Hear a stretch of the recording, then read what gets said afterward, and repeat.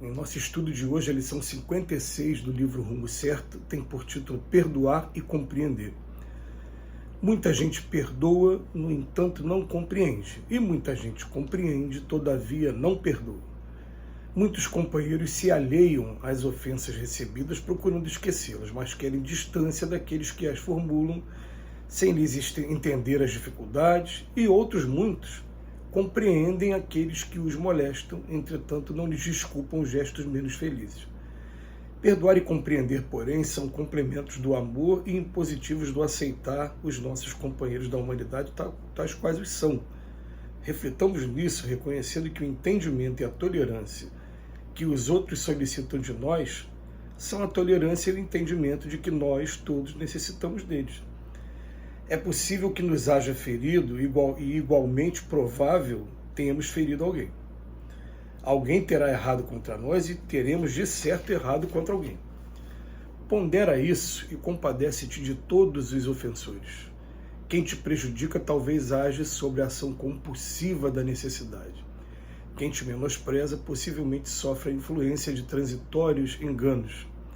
Aquele que te esquece com aparente descaso estará enfermo da memória, e aquele outro ainda, que te golpeia evidentemente, procede sob a hipnose da obsessão. Nunca te revoltes, nem desanimes, faze o bem ouvidando o mal, desculpemos quaisquer faltas compreendendo os autores delas, e compreendamos os nossos irmãos em falta, desculpando a todos eles.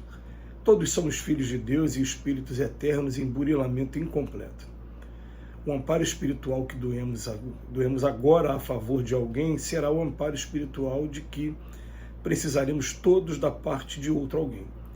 Quando Jesus nos adverte, perdoa 70 vezes 7 vezes a teu irmão, claramente espera que venhamos a compreender outras tantas.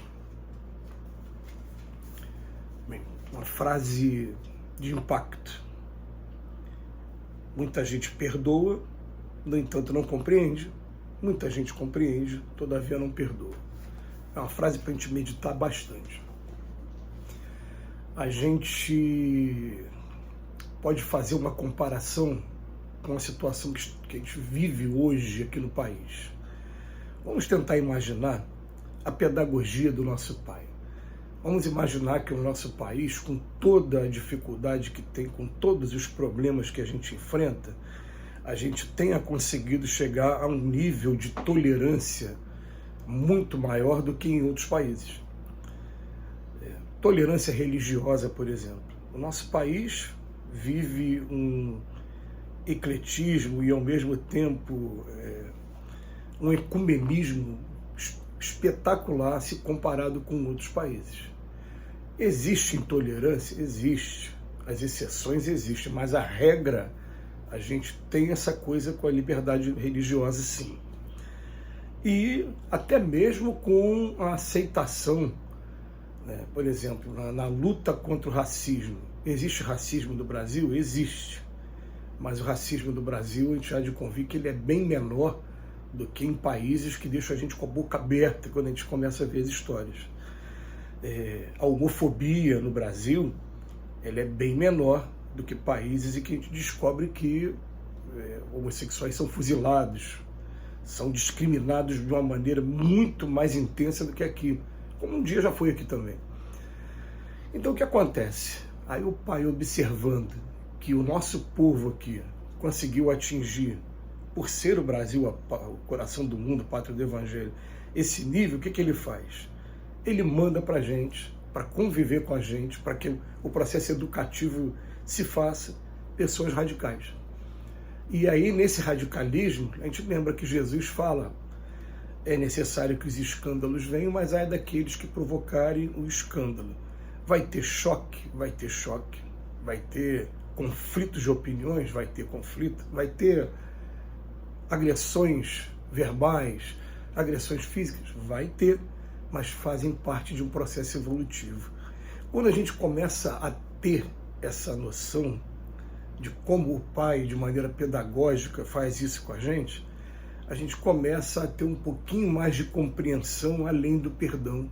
A gente começa a compreender, por exemplo, que não vale a pena a gente entrar em embate de maneira alguma Não vale a pena. Percebeu que vai descambrar para o campo de troca de ofensas, qualquer coisa parecida, não vale a pena, a gente se retira desse campo, porque esse campo não é o interessante. O interessante, dentro da pedagogia do pai, é ele observar, né, colocar pessoas, olha, é possível você conviver num ambiente em que existe respeito, sim, mas a gente sabe, né, normalmente essas pessoas elas vão estar com o foco delas voltado para onde não tem respeito. Então, dentro de uma população ali, vamos botar ali um grupo de 5%, seja um grupo que desrespeita, ele vai estar com a antena ligada ali para os 5% do que os outros 95%. Agora, faz parte desse processo pedagógico você realmente conviver com pessoas que elas vão estar entrando em choque com a gente. E se a gente começar a compreender todos os sistemas que a gente viveu ao longo do tempo, esses sistemas que foram antissemitas, esses sistemas que foram de exterminar qualquer coisa. Eu falo do antissemita, eu falo principalmente com autoridade, porque a gente tem uma raiz lá, na Alemanha, quando na Alemanha se perseguia ciganos, quando se perseguia homossexuais, quando atores negros foram mortos, perseguidos, esportistas negros. Então, o que acontece? Você pega aquele grupo ali de pessoas que têm uma visão muito radical e simplesmente coloca para conviver aqui. Porque no convívio aqui alguma coisa vai mudar. A gente sabe que o ser humano é lento, mas muda, alguma coisa muda assim com o tempo. E a gente vai percebendo que a gente precisa muito, o primeiro parágrafo aqui, o segundo, muitos companheiros se alheiam às ofensas. Eu procuro esquecer as ofensas, mas eu quero distância daqueles que formulam. A gente sabe, vamos lá, aonde está o nosso limite. E realmente a gente chega num momento que às vezes a gente lutou tanto tempo contra o preconceito, aí quando a gente começa a ver ideias mais preconceituosas voltando, a gente fala, agora eu estou cansado, eu preciso respirar um pouquinho. Deixa eu respirar um pouquinho, isso é normal, isso é compreensível, isso é tranquilo. Agora, você vai respirar um pouquinho para daqui a pouco, bora de novo.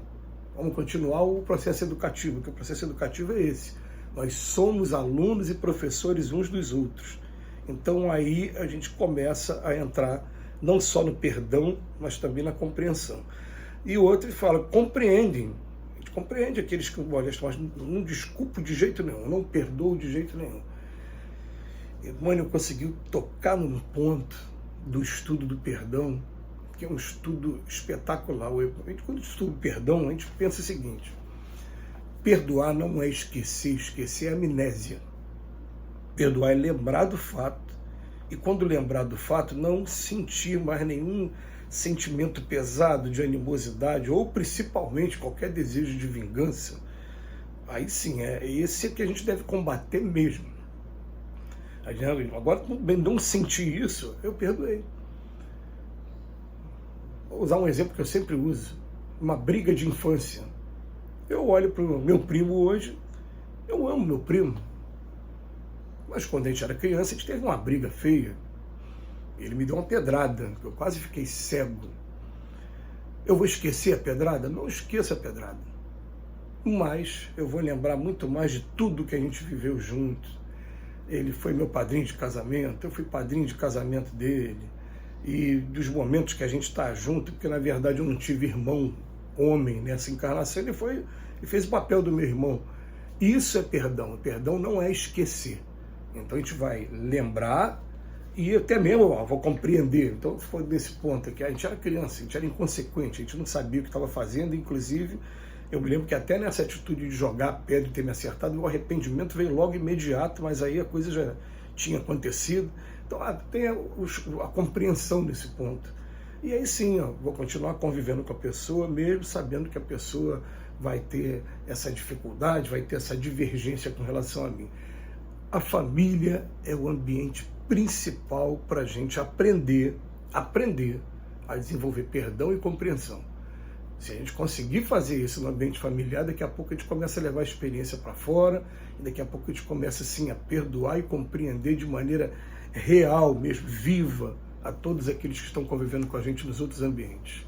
Que Jesus nos abençoe hoje e sempre.